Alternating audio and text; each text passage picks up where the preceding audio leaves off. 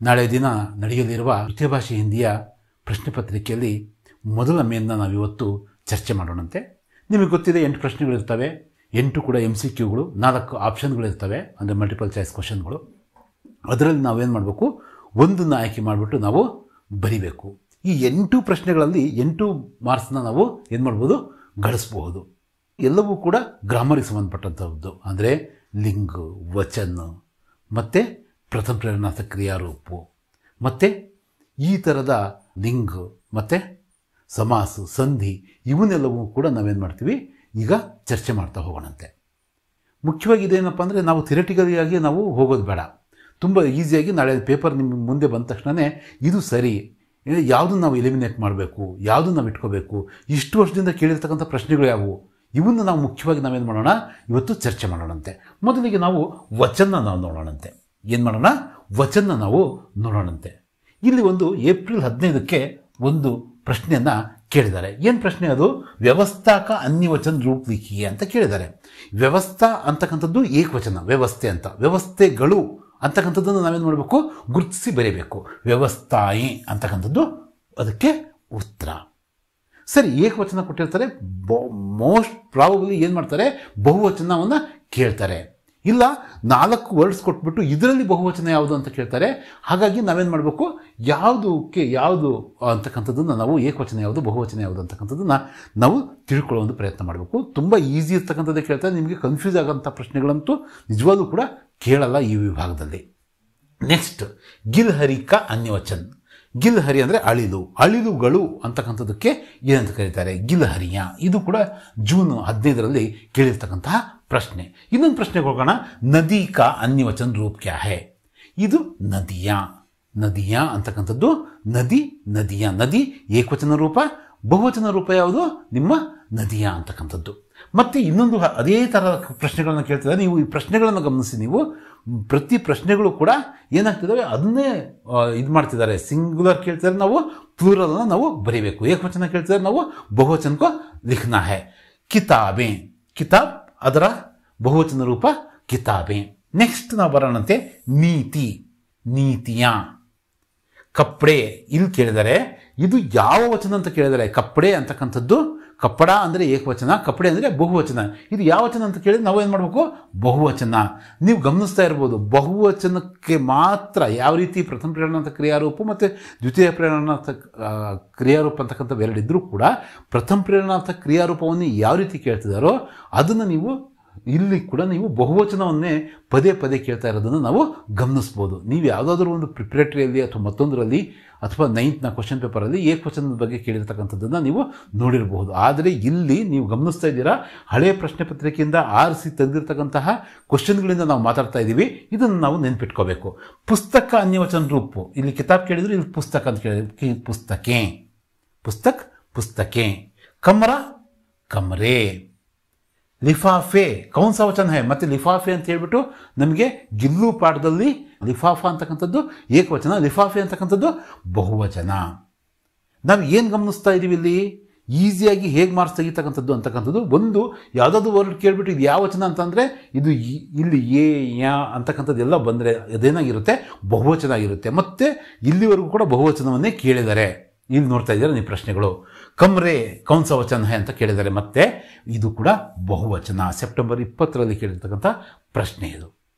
ಇದು ವಚನಕ್ಕೆ ಸಂಬಂಧಪಟ್ಟಂಗೆ ನಾವು ಒಂದು ನಿರ್ಧಾರಕ್ಕೆ ಏನು ಬಂದಿದ್ದೀವಪ್ಪ ಅಂದರೆ, ಮುಖ್ಯವಾಗಿ ಬಹುವಚನವನ್ನು ಕೇಳ್ತಾರೆ.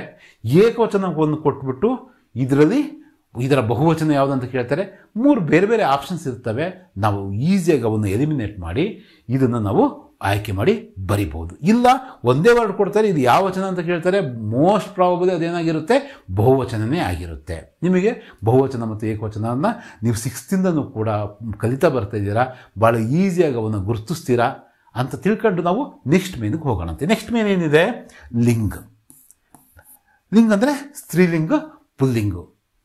ಇಲ್ಲಿ ಚಾಂದ್ ಕೌನ್ಸಾ ಲಿಂಗ ಹೈ, ಇಲ್ಲಿ ಪುಲ್ಲಿಂಗ ಅಂತಕ್ಕಂಥದ್ದು ಬರೀತಿದ್ದೀವಿ.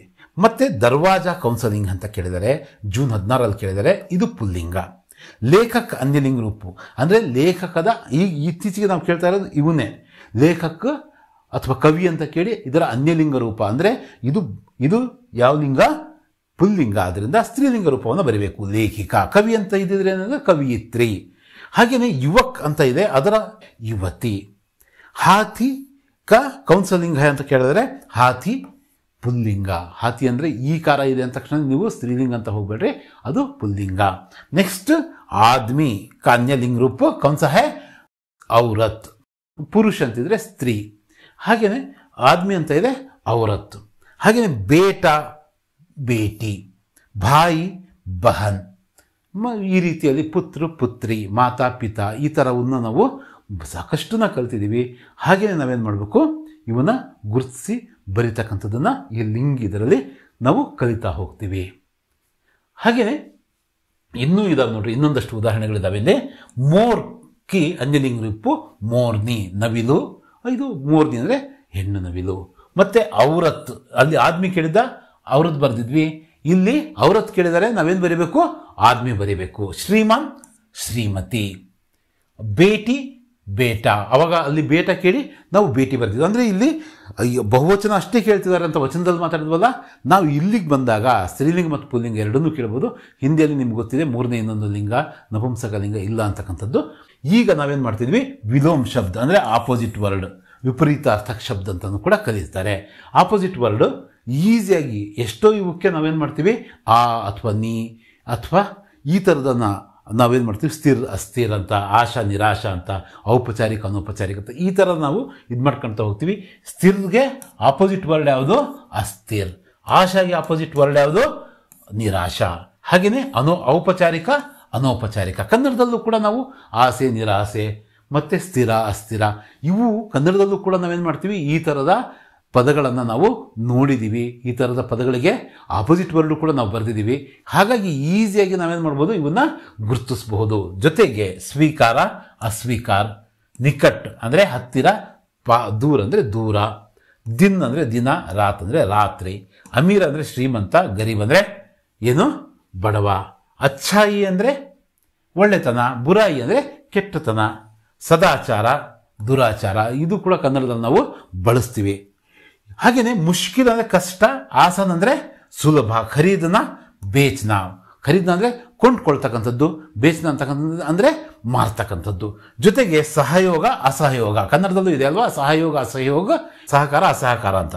ಶಿಕ್ಷಿತ ಅಶಿಕ್ಷಿತ, ಶಿಕ್ಷಿತ ವ್ಯಕ್ತಿ ಅಶಿಕ್ಷಿತ ವ್ಯಕ್ತಿ ಅಂತಕ್ಕಂಥದ್ದು ನಾವು ಮಾತಾಡ್ತೀವಲ್ವಾ. ಈಸಿಯಾಗಿ ಅಂದರೆ ನಾವು ಇದನ್ನು ಹೆದರಬೇಕಾದ ಅವಶ್ಯಕತೆ ಇಲ್ಲ. ವ್ಯಾಕರಣ ಅಂದರೆ ಅದೇನೋ ದೊಡ್ಡ ಕಬ್ಬಿಣದ ಕಡಲೆ ಅಲ್ಲ. ಆ ಥರ ಯಾರಾದರೂ ನಿಮ್ಗೆ ಹೇಳಿದರೆ ಅದು ಸುಳ್ಳು. ಯಾವುದೇ ವಿಷಯ ಆಗಿರ್ಬೋದು, ಯಾವುದೇ ಇದಾಗಿರ್ಬೋದು, ನಾವು ಅದನ್ನು ಹೇಗೆ ಈಸಿಯಾಗಿ ಸಾಲ್ವ್ ಮಾಡ್ತೀವಿ ಅಂತಕ್ಕಂಥದ್ರ ಮೇಲೆ ಅದು ಡಿಪೆಂಡ್ ಆಗಿರುತ್ತೆ. ಮತ್ತು ನೆಕ್ಸ್ಟ್ ಇದಕ್ಕೆ ಹೋದರೆ ಸಂಧಿಗೆ ನಾವು ಬಂದಿದ್ದೀವಿ. ಇಲ್ಲಿ ಸಂಧಿಗೆಯ ಒಂದು ಪ್ರಶ್ನೆ ಇಲ್ಲಿಂದ ಆರಂಭ ಆಗಿದೆ. ಪರೋಪಕಾರ ಎಂಥ, ಪರ್ ಪ್ಲಸ್ ಉಪಕಾರ ಎಂಥದ್ದು. ಏಪ್ರಿಲ್ 15ರಲ್ಲಿ 16ರಲ್ಲಿ 20ರಲ್ಲಿ 3 ಸಲ ಇದೇ ಪ್ರಶ್ನೆಯನ್ನು ಕೇಳಿದ ನೋಡ್ರಿ. ಪರ್ ಪ್ಲಸ್ ಉಪಕಾರ ಪರೋಪಕಾರ, ಇದು ಯಾವ ಸಂಧಿ ಅಂತ ಕೇಳಿದರೆ ಇದು ಯಾವ ಸಂಧಿ ಅಂತಲೇ ಕೇಳ್ತಾರೆ ಈ ಪ್ರಶ್ನೆ, ಗುಣಸಂಧಿ. ನೆಕ್ಸ್ಟ್ ಬಂದು ಸಂಗ್ರಹಾಲಯ ಯಾವ ಸಂಧಿ, ಸಂಗ್ರಹ ಪ್ಲಸ್ ಆಲೆ, ಸವರ್ಣ ದೀರ್ಘ ಸಂಧಿ ಅಂತೀವಲ್ವ ನಾವು ಕನ್ನಡದಲ್ಲಿ. ಇಲ್ಲಿ ದೀರ್ಘ ಸಂಧಿ ನೋಡ್ರಿ. ದೀರ್ಘ ಸಂಧಿನ ಜಾಸ್ತಿ ಕೇಳಿದರೆ, ಗುಣಸಂಧಿನ ಮತ್ತೆ ಸ್ವಲ್ಪ ಕೇಳಿದರೆ, ವೃದ್ಧಿ ಸಂಧಿ ಇದೆ. ಮತ್ತೆ ಇಲ್ಲಿ ಯಾವುದಿದೆ, ದೇವ್ ಪ್ಲಸ್ ಆಲೆ ದೇವಾಲಯ ದೀರ್ಘ ಸಂಧಿ.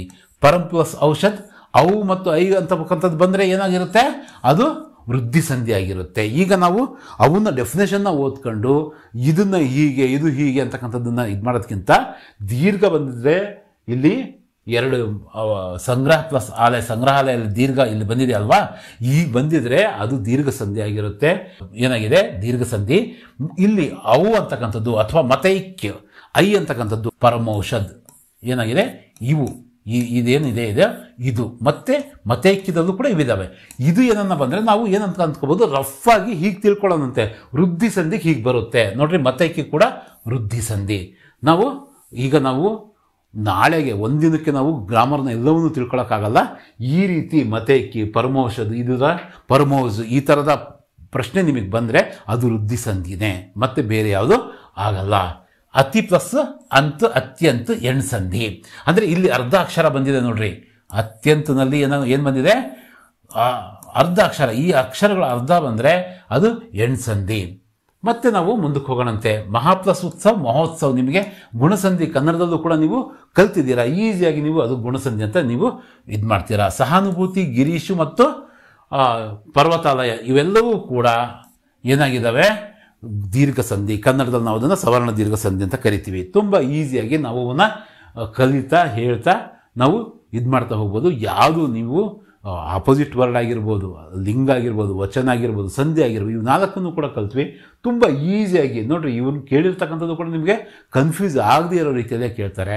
ಮತ್ತು ನೆಕ್ಸ್ಟ್ಗೆ ನಾವು ಹೋಗೋಣಂತೆ. ಇಲ್ಲಿ ಮುಖ್ಯವಾಗಿ ದ್ವಂದ್ವ ಸಮಾಸ ಕೇಳಿದ್ದಾರೆ ಸ್ವಮಾಸಲ್ಲಿ, ಮತ್ತು ದ್ವಿಗು ಸಮಾಸ ಕೇಳಿದ್ದಾರೆ ಹೆಚ್ಚು ಸಂದರ್ಭದಲ್ಲಿ. ನೀವು ಗಮನಿಸ್ತಾ ಇರ್ಬೋದು. ಬಿಟ್ಟರೆ ಏನು ಕೇಳಿದ್ದಾರೆ, ತತ್ಪುರುಷ ಸಮಾಸ ಅಂತ ಕೇಳಿದ್ದಾರೆ. ಇವನ್ನ ಹೇಗೆ ಗುರುತಿಸಬೇಕು, ಹೇಗೆ ಇವನ್ನ ನಾವು ತಿಳ್ಕೋಬೇಕು ಅಂತಕ್ಕಂಥದ್ದನ್ನು ನಾವು ಈಗ ಮಾತಾಡೋಣಂತೆ. ದೇಶ್ ವಿದೇಶ್ ಎರಡೂ ಮುಖ್ಯವಾಗಿದ್ದಾವೆ ಇಲ್ಲಿ ದ್ವಂದ್ವ ಸಮಾಸ. ದೇಶ್ ಅವರು ವಿದೇಶ್. ಪಾಪ ಪುಣ್ಯ, ಪಾಪನ ಪುಣ್ಯನ ಎರಡೂ ಕೂಡ ಪಾಪ ಮತ್ತು ಪುಣ್ಯ. ಮತ್ತೆ ಇಲ್ಲಿ ಪಶು ಪಕ್ಷಿ, ಮತ್ತೆ ಇಲ್ಲಿ ದಾಲ್ ರೋಟಿ, ರಾತ್ ದಿನ್, ದ್ವಂದ್ವ ಸಮಾಸ್ಗೆ ಎಕ್ಸಾಂಪಲ್ ನೋಡ್ರಿ. ದೇಶ್ ವಿದೇಶ್ ಈ ರೀತಿ ಮಧ್ಯದಲ್ಲಿ ಹೈಫನ್ ಬರ್ತಾ ಇದೆ ನೋಡ್ರಿ ಪ್ರತಿಯೊಂದಕ್ಕೂ ಕೂಡ. ಅವೆಲ್ಲವೂ ಕೂಡ ಏನಾಗಿದ್ದಾವೆ, ದ್ವಂದ್ವ ಸಮಾಸ ಆಗಿದ್ದಾವೆ. ಮಧ್ಯದಲ್ಲಿ ಈ ಥರದ ವರ್ಡ್ಗಳು ಕೇಳಿದರೆ, ಹೈಫನ್ ಇರ್ತಕ್ಕಂಥ ವರ್ಡ್ಗಳು ಕೇಳಿದರೆ ನಾವೇನಂತ ಗುರುತಿಸ್ಬೋದು ಅದನ್ನು, ದ್ವಂದ್ವ ಸಮಾಸ. ಅಂದರೆ ದ್ವಂದ್ವ ಅಂದರೆ ಅಂತಕ್ಕಂಥದ್ದು ಇದ ಅದ. ದ್ವಂದ್ವ ಅಂದರೆ ಅದೇ ತಾನೇ, ಇದ ಅದ ಅಂತಕ್ಕಂಥದ್ದು. ಇವನ್ನ ನಾವೇನು ಮಾಡಬೇಕು, ಭಾಳ ಈಸಿಯಾಗಿ ಗುರುತಿಸ್ಬೋದು. ಮತ್ತೆ ಇಲ್ಲಿ ಪಶುನ ಪಕ್ಷಿನ ಇಲ್ಲೂ ಕೂಡ ಬಂದಿದೆ. ಮತ್ತೆ ನಾವೇನು ಮಾಡೋಣ, ದ್ವಿಗು ಸಮಾಸನ ನಾವು ತಿಳ್ಕೊಳ್ತಾ ಹೋಗೋಣ. ದ್ವಿಗು ಸಮಾಸ ಅಂತಕ್ಕಂಥದ್ದು ನೋಡ್ರಿ, ಅದು ಕೂಡ ಭಾಳ ಈಸಿ ಒಂದು ಇದಾಗಿರೋದ್ರಿಂದನೇ ನಿಮಗೆ ಪದೇ ಪದೇ ಕೇಳಿದೆ. ಇದು ಮುಖ್ಯವಾಗಿ ನಾವು ಗಮನಿಸಬೇಕಾಗಿರ್ತಕ್ಕಂಥದ್ದು, ಇದು ಥರ್ಡ್ ಲ್ಯಾಂಗ್ವೇಜ್ ಆಗಿರ್ತಕ್ಕಂಥದ್ದು. ಮತ್ತು ತುಂಬ ಈಸಿಯಾಗಿರ್ತಕ್ಕಂಥ ಕ್ವಶನ್ನೇ ಅವರು ಆಯ್ಕೆ ಮಾಡಿ ನಮಗೆ ಕೇಳ್ತಾರೆ. ದ್ವಿಗು ಸಮಾಸಲ್ಲಿ ನಾವೇನಂತ ನೋಡ್ಕೋಬೋದು, ಈಗ ಸುಮ್ಮನೆ ವರ್ಡ್ಗಳು ನೋಡ್ರಿ ನೀವು. ಈಗ ಚೌಮಾಸ ಅಂತ ಇದೆ, ಮತ್ತು ದ್ವಿಗು ಸಮಾಸಲ್ಲಿ ದೋಪಹಾರ ಅಂತಕ್ಕಂಥದ್ದಿದೆ. ಮತ್ತು ದ್ವಿಗು ಸಮಾಸ ಎಲ್ಲಿದೆ, ಇವೆರಡಿದ್ದಾವೆ. ಅಂದರೆ ಇಲ್ಲಿ ನಾವೇನು ನೋಡ್ತಾ ಇದ್ದೀವಿ, 4 ಮಾಸಗಳು. ಚೌಮಾಸ ಅಂದರೆ ಇಲ್ಲಿ 4 ಅಂತಕ್ಕಂಥದ್ದು ನಂಬರ್ ಹೇಳ್ತಾ ಇದೆ. ದಶಾನ ಅಂತ ಬರ್ಬೋದು. ಅಂದರೆ ಇಲ್ಲಿ ಮತ್ತೆ ದುಪಹಾರ ಅಂತಕ್ಕಂಥದ್ದು, ದೋ ಅಂದರೆ 2, ದುಪಹಾರ ಅಂದರೆ ಮಧ್ಯಾಹ್ನ, ಅಂದರೆ 2ನೆಯ ಹೊತ್ತು ಅಂತಕ್ಕಂಥದ್ದು. ಅಲ್ಲಿ ಕೂಡ 2, ದೋ ಅಂತಕ್ಕಂಥದ್ದು, ಚಾವ್ರ ಅಂತಕ್ಕಂಥದ್ದು, 3 ಅಂತಕ್ಕಂಥದ್ದು ಬಂದಿದೆ. ಮತ್ತು ಯಾವುದೇ ಆಗಲಿ ನಂಬರ್ ಬಂದರೆ, ನಂಬರ್ನ ನಾವು ಅದರಲ್ಲಿ ನಾವು ಗುರುತಿಸಿದ್ರೆ ಅದೇನಾಗಿರುತ್ತೆ, ದ್ವಿಗು ಸಮಾಸ ಆಗಿರುತ್ತೆ. ತುಂಬ ಈಸಿಯಾಗಿ ನಾವು ಅದನ್ನು ಗುರುತಿಸ್ಬೋದು. ಈಗ ದ್ವಂದ್ವ ಸಮಾಸ ಕ್ಲಿಯರ್, ಈ ಥರ ಹೈಫನ್ ಇರುತ್ತೆ, 2 ವರ್ಡ್ಗಳು ತುಂಬ ಇಂಪಾರ್ಟೆಂಟ್ ಆಗಿರುತ್ತೆ. ಮತ್ತು ನಾವು ನೆಕ್ಸ್ಟ್ ಏನು, ದ್ವಿಗು ಸಮಾಸದಲ್ಲಿ ನಂಬರ್ ಇರುತ್ತೆ, ಅದ್ರ ಮೂಲಕ ನಾವು ಅದನ್ನು ಗುರುತಿಸ್ಬೋದು. ಇನ್ನು ಉಳಿದಿದ್ದು ಯಾವುದು, ತತ್ಪುರುಷ ಸಮಾಸ ಕೇಳ್ತಿದ್ದಾರೆ. ತತ್ಪುರುಷ ಸಮಾಸ್ಗೆ ಎಕ್ಸಾಂಪಲ್ ಜಲ್ ಕಾ ಪ್ರಪಾತ್, ಜಲ್ ಕಿ ಧಾರ, ರಾಜ ಕಾ ಮಹಲ್. ಅಂದರೆ ಇಲ್ಲಿ ಏನಿದೆ, ಇಲ್ಲಿ ಮಧ್ಯದಲ್ಲಿ ಕೀ ಅಥವಾ ಕಾ ಈ ವರ್ಡ್ಗಳು ಏನನ್ನ ಬೇಡಿಕೆ ಇದೆ. ಉದಾಹರಣೆಗೆ ದೇಶ ವಿದೇಶದಲ್ಲಿ ಇರಲಿಲ್ಲ, ಪಾಪ ಅವ್ರ ಪುಣ್ಯದಲ್ಲಿ ಇರಲಿಲ್ಲ, ಅಲ್ಲಿ ಅವರು ಅಂತ ಇತ್ತು. ಆದರೆ ಇವು 2 ಏನಾದರೂ ಕೂಡ ಬಂದರೆ, ರಾಜ ಕಾ ಘರ್ ಅಂದರೆ ರಾಜ್ ಮಹಲ್ ಅಂದರೆ ರಾಜ ಕಾ ಮಹಲ್ ಅಂತಕ್ಕಂಥ ಈ ಥರದ್ದು ಏನನ್ನ ಬಂದರೆ ಅದು ತತ್ಪುರುಷ ಸಮಾಸ ಆಗಿರುತ್ತೆ. ನೀವು ಅದನ್ನು ಗಮನಿಸ್ತಾ ಹೋಗಬೇಕು. ತುಂಬ ಈಸಿಯಾಗಿ ನಾವು ಅವನ್ನ ಗುರುತಿಸಬಹುದು. ಹಾಗೆಯೇ ಇಲ್ಲಿ ಕೂಡ ನೋಡ್ರಿ, ರಾಜ ಕಾ ವಂಶ, ರಾಜ ಕಾ ವಂಶ ಕೌನ್ ಸಾ ಸಮಾಸ್, ತತ್ಪುರುಷ ಸಮಾಸ್. ಇಲ್ಲಿ ಕಾ ಮತ್ತು ಕಿ ಅಂತಕ್ಕಂಥದ್ದು ಏನನ್ನ ಬಂತು ಅಂದ ತಕ್ಷಣವೇ ತತ್ಪುರುಷ ಸಮಾಸು. ಹೈಫನ್ ಬಂದರೆ ಯಾವ ಸಮಾಸ ಅಂತ ಮಾತಾಡಿದ್ವಿ, ದ್ವಂದ್ವ ಸಮಾಸ, ಅದೋ ಇದೋ ಅಂತಕ್ಕಂಥ ದ್ವಂದ್ವ ಇದ್ದರೆ. ನಂಬರ್ ಬಂದರೆ ದ್ವಿಗು ಸಮಾಸ. ಈ 3ನೇ ಮುಖ್ಯವಾಗಿ ಕೇಳ್ತಿದ್ದಾರೆ, ಇಲ್ಲಿವರೆಗೂ ಅವನ್ನೇ ಕೇಳಿದ್ದಾರೆ. ಮತ್ತು ಪ್ರೇರಣಾರ್ಥ ಕ್ರಿಯಾರೂಪು ನೀವು ತುಂಬ ಈಸಿಯಾಗಿ ಗುರುತಿಸ್ತೀರಾ, ಬರಿತೀರಾ. ಚಲನ ಚಲಾನ, ಪಡ್ನ ಪಢಾನ, ಲಿಖನ ಲಿಖಾನ, ಹಸ್ನ ಹಸಾನ, ಬೈಟ್ನ ಬಿಠಾನ ಈ ಥರದ ವರ್ಡ್ಗಳು ಇವೆಲ್ಲವೂ ಕೂಡ ಪಢಾನ, ಚಲಾನ, ಸಿಖಾನ, ಲಿಖಾನ, ಲಗಾನ, ಜಗಾನ, ಗಿರಾನ. ಅಂದರೆ ನಾವು ಮಾಡ್ತಕ್ಕಂಥದ್ದು ಒಂದು ಕೆಲಸ. ಹಸ್ನ ಅಂದರೆ ನಗೋದು, ನಗಿಸುವುದು. ಚಲನ ಅಂದರೆ ನಡೆಯೋದು, ನಡೆಸುವುದು. ಲಿಖನ ಅಂದರೆ ಬರೆಯೋದು, ಲಿಖಾನ ಅಂದರೆ ಬರೆಸುವುದು.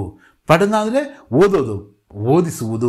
ಈ ಥರದ ವರ್ಡ್ಗಳು ಮುಖ್ಯವಾಗಿ ನಾವೇನಪ್ಪ ಅಂದರೆ ಈ 3 ವರ್ಡಿನ ಇದಾಗಿದ್ರೆ 2ನೇ ಏನಾಗಿರುತ್ತೆ ಪದ, ಅದು ದೀರ್ಘ ಇರುತ್ತೆ. ನಮಗೆ ಕೊಟ್ಟಿರ್ತಕ್ಕಂತಹ ಏನು ABCD ಅಂತಕ್ಕಂಥ 4 ಆಪ್ಷನ್ನಲ್ಲಿ ಮಧ್ಯದ ಒಂದು ಲೆಟರ್ಗೆ ದೀರ್ಘ ಇದ್ದರೆ ನಾವು ಅದನ್ನು ಏನಂತ ಕರಿಬೋದು, ಪ್ರಥಮ ಪ್ರೇರಣಾರ್ಥಕ ಕ್ರಿಯಾರೂಪ. ಕಾಮನಾಗಿ ಹಾಗೆ ಕೇಳ್ತಾರೆ, ಇದರಲ್ಲಿ ಪ್ರಥಮ ಪ್ರೇರಣಾರ್ಥಕ ಕ್ರಿಯಾರೂಪ ಯಾವುದು ಅಂತ ಕೇಳ್ತಾರೆ. ನಾವೇನು ಮಾಡಬೇಕು, ಅದನ್ನು ಬರೀಬೇಕು. ಈಸಿಯಾಗಿ ನಾವು ಅದನ್ನು ಗುರುತಿಸಿ ಬರಿಬಹುದು.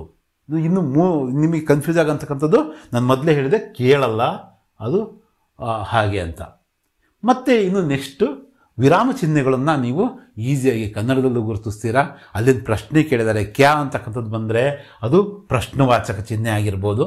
ನೋಡಿರಿ, ಪ್ರಶ್ನವಾಚಕ ಚಿಹ್ನೆಗಳನ್ನ ಎಷ್ಟು ವರ್ಷಗಳವರೆಗೂ ಇಷ್ಟು 1, 2, 3, 4, 5, 6, 7 ವರ್ಷವರೆಗೂ ಕೇಳಿದರೆ ಎಲ್ಲಿ ಕ್ಯಾ, ಕ್ಯೂ, ಕಿಧರ್, ಕೈಸೆ ಈ ಥರದ್ದೇನನ್ನು ಬಂತು ಅಂದರೆ ಅಲ್ಲಿ ಏನು ಕೇಳಿದರೆ ಅಲ್ಲಿ ಪ್ರಶ್ನವಾಚಕ ಚಿಹ್ನೆ ಇದೆ ಅಂತಕ್ಕಂಥದ್ದನ್ನು ನೀವು ಗಮನಿಸಬೇಕು, ಈಸಿಯಾಗಿ ಬರಿಬೇಕು. ಅಲ್ಲಿ ಪುಲಿ ಸ್ಟಾಪ್ ಇದೆ, ಏನೂ ಇಲ್ಲ, ಕ್ವಶನ್ ಮಾರ್ಕ್ ಬರಲ್ಲ, ಪುಲಿ ಸ್ಟಾಪ್ ಇದೆ, ಪೂರ್ಣ ವಿರಾಮ ಅಂತಕ್ಕಂಥದ್ದನ್ನು ಬರೀತೀರಾ. ಮತ್ತು ಆಶ್ಚರ್ಯಜನಕ ಚಿಹ್ನೆ ಬಂದರೆ ಏನಂತ ಬರೀತೀರಾ, ವಿಸ್ಮಯಾದಿಬೋಧಕ ಅಂತ. ಮತ್ತು ಇದು ಅಲ್ಪ ವಿರಾಮ ಕಾಮ, ಇದೇನು ಕಾಮನ್ ಆಗಿ ಒಂದೇ ಒಂದು ಸಲ ಏಪ್ರಿಲ್ 2020ರಲ್ಲಿ ಕೇಳಿದ್ದಾರೆ. ಇದನ್ನು ನಾವು ಗಮನಿಸಬಹುದು. ಮತ್ತು ಕಾರಕ ಚಿಹ್ನೆಗಳು ಅಂದರೆ ನಾವು ಆಲ್ರೆಡಿ ನಮ್ಮ ಪಾಠದಲ್ಲಿ ಓದಿರ್ತಕ್ಕಂತಹ ಅಥವಾ ತಿಳಿದಿರ್ತಕ್ಕಂತಹ ಒಂದು ಸರಳವಾದಂತಹ ಒಂದು ವರ್ಡನ್ನು ಕೊಟ್ಟು ಏನಂತ ಕೇಳ್ಬೋದು, ಪೇಡ್ ಡ್ಯಾಶ್ ನೀಚೆ ಬೈಠಾ ಹೈ ಅಂತ ಕೇಳ್ಬೋದು. ಇದು ಚೆ ಬೈಠಾ ಹೈ, ಯಾರು ಉದಾಹರಣೆಗೆ ರಾಜು ಅಂತ ಕೊಟ್ಟು ರಾಜು ಪೇಡ್ಕೆ ನೀಚೆ, ಇಲ್ಲಿ ಕೆ ಅಂತಕ್ಕಂಥದ್ದು ಇಲ್ಲಿ ಏನು ಬರುತ್ತೆ ಅಂತಕ್ಕಂಥದ್ದು 4 ಕೊಟ್ಟಿರ್ತದೆ. ಕೆ, ಸೆ, ಪರ್, ಮೇ ಅಂತಕ್ಕಂಥದ್ದು ಕೊಟ್ಟಿರ್ತಾರೆ. ಈ ಕಾರಕವನ್ನು ನಾವೇನು ಮಾಡಬೇಕು, ತುಂಬಬೇಕು. ಕಾಮನ್ ಆಗಿ ಅದೇ ಥರ ಕೇಳ್ತಾರೆ, ಇದು ಯಾವ ಕಾರಕ, ಅಧಿಕರಣ ಕಾರಕನ, ಸಂಬಂಧ ಕಾರಕನ ಅಂತ ಏನೋ ಕಾಮನ್ ಆಗಿ ಇಲ್ಲಿವರೆಗೂ ಪ್ರಶ್ನೆಗಳು ಕೇಳಿಲ್ಲ. ಇಲ್ಲಿ ಕೆ ಅಂತಕ್ಕಂಥದ್ದು ಅಥವಾ ಪರ್ ಅಂತಕ್ಕಂಥದ್ದು ಅಥವಾ ಸೆ ಅಂತಕ್ಕಂಥದ್ದು ಅಥವಾ ಮೇ ಅಂತಕ್ಕಂಥದ್ದು ಈ ಥರದ ಏನಿರ್ತವೆ ಸಂಬಂಧ ಕಾರಕಗಳನ್ನು ನಾವು ಅಲ್ಲಿ ತುಂಬಬೇಕಾಗುತ್ತೆ. पेड़ डैश बंदर बैठा है ಅಂದರೆ पेड़ पर बंदर बैठा है, ಅಥವಾ पेड़ के नीचे घर में ಅಂದರೆ ತುಂಬಬೇಕು. ನಾವು ಆ ಸೆಂಟೆನ್ಸ್ನ ಓದಿದ್ದೀವಿ ಅಂತಕ್ಕಂಥದ್ದಾದರೆ ಈಸಿಯಾಗಿ ನಾವು ಓದಬೇಕಾದ್ರೆ ನಮ್ಗೆ ಗೊತ್ತಾಗುತ್ತೆ ಇಲ್ಲಿ ಕೊಟ್ಟಿರ್ತಕ್ಕಂಥ 4 ಆಪ್ಷನಲ್ಲಿ ರೈಟ್ ಆಪ್ಷನ್ ಯಾವುದು ಅಂತಕ್ಕಂಥದ್ದು. ಹಾಗೆ ನಾವು ಅದನ್ನು ಈಸಿಯಾಗಿ ಗುರುತಿಸಬಹುದು. ಇಲ್ಲಿ ನಾನು ಹೇಳೋಲ್ಲ, ಪರ್ ಅಂತ ಇರುತ್ತೆ, ಕೋ ಅಂತ ಇರುತ್ತೆ, ಕೆ ಅಂತ ಇರುತ್ತೆ, ಸಿ ಅಂತ ಇರುತ್ತೆ. ಇವನ್ನ ಗುರುತಿಸಿ ನಾವು ಬರಿಬೇಕು. ನನಗೆ ಈ ಕಾನ್ಸೆಪ್ಟ್ ನಿಮಗೆ ಅರ್ಥ ಆಯಿತು ಅಂತ ಅನಿಸುತ್ತೆ. ಈಸಿಯಾಗಿ 8 ಅಂಕಗಳನ್ನು ನಾವು ಈ ಲಿಂಗು, ವಚನ, ಪ್ರಥಮ ಪ್ರೇರಣಾರ್ಥಕ ಕ್ರಿಯಾರೂಪ, ಸಂಧಿ, ಸಮಾಸ ಇದರಲ್ಲಿ ಈಸಿಯಾಗಿ ನಾವು ಕಾರಕ ಚಿಹ್ನೆಗಳು ಮತ್ತು ಏನಂತಾರೆ ಈ ಪ್ರಶ್ನಾರ್ಥಕ ಚಿಹ್ನೆ ಅವೆಲ್ಲವನ್ನು ಬರೆದ್ವಲ್ಲ ವಿರಾಮ ಚಿಹ್ನೆಗಳು, ಅವುಗಳಿಂದ ನಾವು ಈಸಿಯಾಗಿ ಅವನ್ನು ನಾವು ಗಳಿಸಬಹುದು. ಭಯದ ಒಂದು ಅವಶ್ಯಕತೆಯೇ ಇಲ್ಲ. ನಾವು ಇನ್ನೂ ಹೆಚ್ಚಿನ ವಿಡಿಯೋಗಳು, 100ಕ್ಕೂ ಹೆಚ್ಚಿನ ವಿಡಿಯೋಗಳು ನಮ್ಮ ಎಜುಕೇಷನ್ ಮುನ್ನಡೆ ಚಾನಲಲ್ಲಿ ಯಾವ ರೀತಿ ಈ ಒಂದು ಪ್ರಶ್ನೆ ಪತ್ರಿಕೆಯನ್ನು ನಾವು ಔಟ್ ಆಫ್ ಔಟು ಅಂದರೆ 80ಕ್ಕೆ 80 ಅಂಕಗಳನ್ನು ಈಸಿಯಾಗಿ ಗಳಿಸ್ತಕ್ಕಂಥ ರೀತಿಯನ್ನು ನಾವು ವಿವರಿಸಿದ್ದೀವಿ. ಪತ್ರ ಇರ್ಬೋದು, ನಿಬಂಧ ಇರ್ಬೋದು, ಪ್ರಶ್ನೆ ಉತ್ತರಗಳಿರ್ಬೋದು, ಪಾಠಗಳ ವಿವರಣೆ ಇರ್ಬೋದು, ಎಲ್ಲವೂ ಕೂಡ ನಾವು ಮಾತಾಡಿದ್ದೀವಿ. ಇನ್ನೂ ಹೆಚ್ಚಿನ ವಿಡಿಯೋಗಳಲ್ಲಿ ಮಾತಾಡೋಣಂತೆ ಈ ಒಂದು ಅಥವಾ 2 ದಿನಗಳಲ್ಲಿ. ಮತ್ತೆ ನೆಕ್ಸ್ಟ್ ವಿಡಿಯೋದಲ್ಲಿ ಮತ್ತೆ ಭೇಟಿಯಾಗೋಣ. Stay tune. Thank you.